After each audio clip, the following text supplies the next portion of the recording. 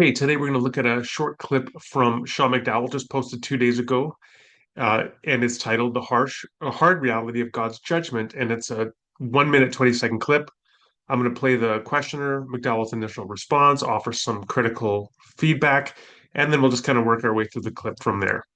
How can God allow the killing of all these people? Because it seems a bit different from if one person murders another person. Because in this case, it's God telling them to go and do it. Okay, so you're right at the end that there's a difference between a person deciding to go kill somebody else and God commanding such an action. I don't have the authority to take somebody else's life. But if there is a God who created life and who gave us breath, then God would admittedly have the authority to command such an action. Now, of course, that raises General point McDowell is making here, if we back up, the general point we can, I hope, agree with, which is that certain individuals have certain rights and authorities that are not possessed by other individuals. For example, a parent has rights over a child, so that the parent can decide that the child will get a vaccine, but some rando on the street can't be the one to decide that the child will get the vaccine.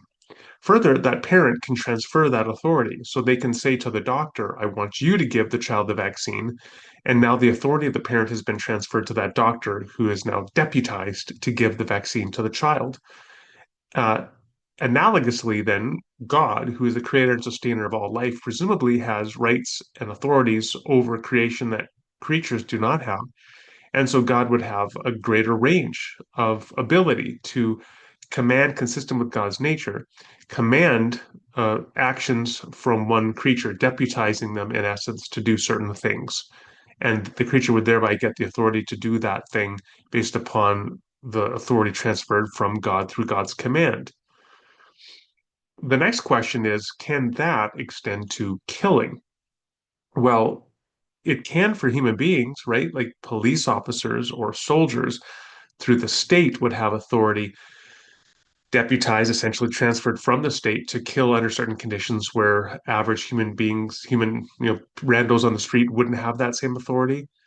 And so to take a hopefully a non-controversial example, if a criminal puts a gun to the head of a civilian and is threatening to kill them, a sharpshooter who is uh, in the SWAT team might have the authority to kill that person threatening the life of this innocent individual, and they are deputized through the state. They have their authority through the state in order to carry out that action. It doesn't follow that anybody can just randomly have the same authority to kill that individual. And God presumably could then be the one ultimately, in some sense, in principle, to transfer authority for a person to kill someone threatening to kill another person. So if the sharpshooter can have that authority through the state, presumably the sharpshooter in principle could have the authority through God. Now, the whole question, of course, there is, how does one get authority through God? How do they know that they've been deputized and have received that authority from God? That's a whole nother question. It's an epistemological question, but it's a separate question from, in principle, whether this could happen. Having said that, I don't think the questioner's question is motivated by those kinds of situations. I don't think they're wondering, how can a soldier or a sharpshooter, let's say, possibly have the authority to kill somebody about to kill another person, or threatening to kill another person. Rather, I think the question would really be prompted by more extreme cases like soldiers massacring families, children, infants, such as we see in biblical passages of genocidal violence against the Canaanites or the Amalekites or the Midianites. It's at that point that you're saying, yeah, but could God, or would God, or is it consistent with God's nature for God to transfer the authority to soldiers to massacre civilians, including women and children and infants? That is the point where the question becomes much more problematic, not at the abstract level that McDowell is addressing it here. the question, why would God command such a thing? And I will fully concede this is one of the hardest questions to address, but a handful of things that I would say to just begin to make sense of it. We saw this in the flood in Genesis 6 through 9, that it said every thought of everybody was evil all the time. There might be some hyperbole there, but there comes a point where there is so much evil and so much wickedness that God's job is to come in and judge. It says, Whoa, hold on. So here we have an account because I mean, it looks like McDowell is reading Genesis 6 to 9 as a literal historical narrative of a past global flood. And what he's reading there is all human beings became wicked all the time, which warranted indiscriminately drowning all human beings and all animals. Well, of course, this does nothing in terms of the why question. Why would God command this? McDowell has done nothing here to explain what would warrant drowning animals, nor has he done anything to explain what would warrant drowning infants.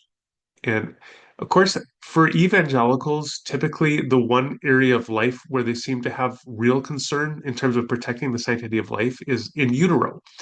So, what would warrant drowning fetuses in utero that were gestating in human beings? What would warrant drowning them? They didn't have evil thoughts all the time, hyperbolic or not. There were no evil thoughts in their minds. What would warrant drowning them? And again, infants, small children, toddlers, etc.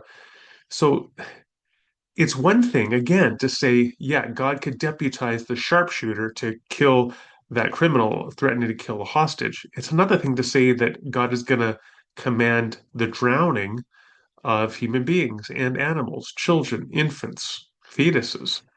That's something altogether different, and McDowell has done nothing to explain that. Now, another thing I'd just like to highlight here is drowning is a terrible way to die. It's not maybe the worst way to die, but it's a terrible way to die. And the example that I've given here often is the debate about waterboarding during the George Bush administration. There was debate because Bush's government was rendering terrorist suspects to black sites overseas and having them waterboarded, which creates the sensation of drowning. And they would repeatedly waterboard people to try to extricate information from them.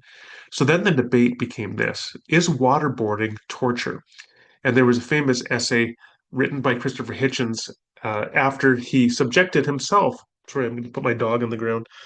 After he subjected himself to waterboarding in order to see what it's like from the inside. And he wrote this essay for Vanity Fair. And he said, "Trust me, it's torture," or "Believe me, it's torture." Something like that was the title. And unless you've been waterboarded, I don't think you're in a position to say that waterboarding people is not torture. Well, if waterboarding is torture and waterboarding recreates the sensation of drowning, then surely drowning as a form of execution is a cruel and unusual form of punishment, and thus would be torture.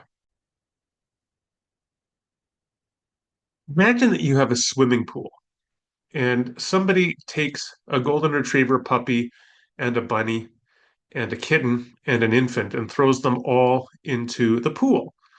And they're all struggling in the water until eventually each one of them drowns.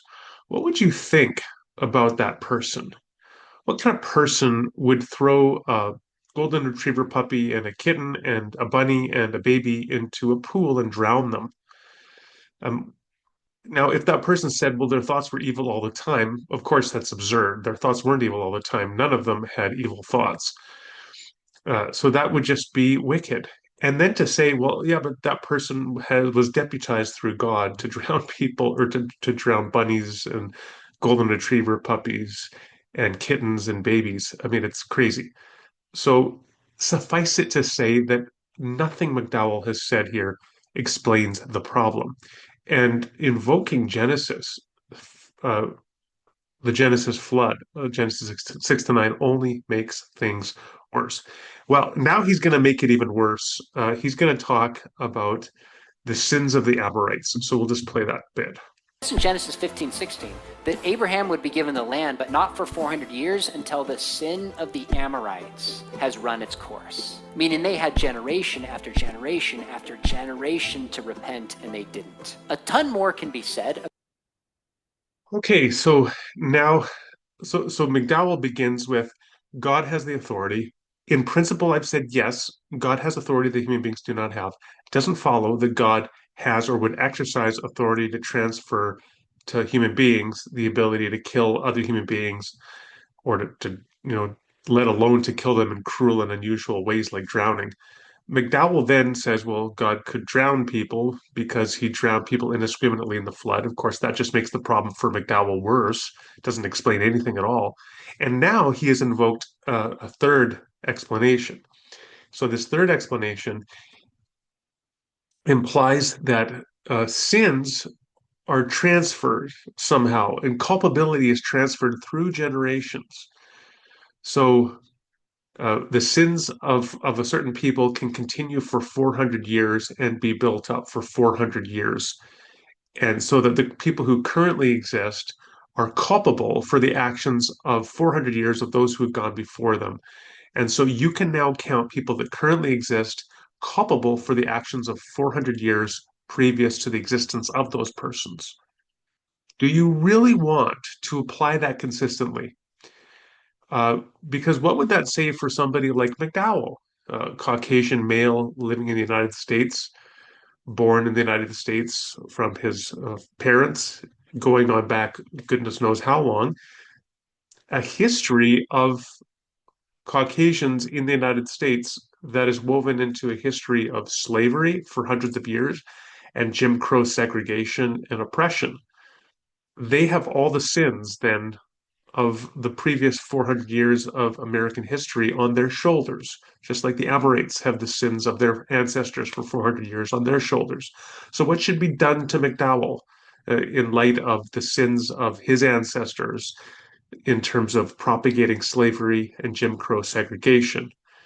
Well, that's an interesting question. Why don't we explore that if we want to be consistent in our appeal to this kind of moral principle? Again, this explains nothing. It simply makes the matter worse. About this. It's a great book that's written by Paul Copan. Is God a moral monster? That was the first one, and then he did a second one. So, wonderful question. Wish I could give you more. Yeah, I wish you could give us more too. It's interesting how so often apologists will say, oh, Paul Copan wrote this book, God is a moral monster, and God is a moral compromiser. You can see my debate with Copan on God as a moral compromiser. I'll link it below. But in terms of God as a moral monster, um, did I say God is a moral compromiser? Sorry, that was a slip. That was a so two things. I debated Paul Copan a couple years ago. I'm going to include that link below. And then I'm going to include a link below as well to Tom Stark's rebuttal to Is God a Moral Monster, which is called Is God a Moral Compromiser? So you can read Stark's book, which is available online for free, and make your own decisions as to the adequacy of Paul Copan's arguments. I just think it's always interesting that how consistently apologists like McDowell give these very poor replies to the problems of biblical violence and then punt to Paul Copan, whose explanations and arguments are no better.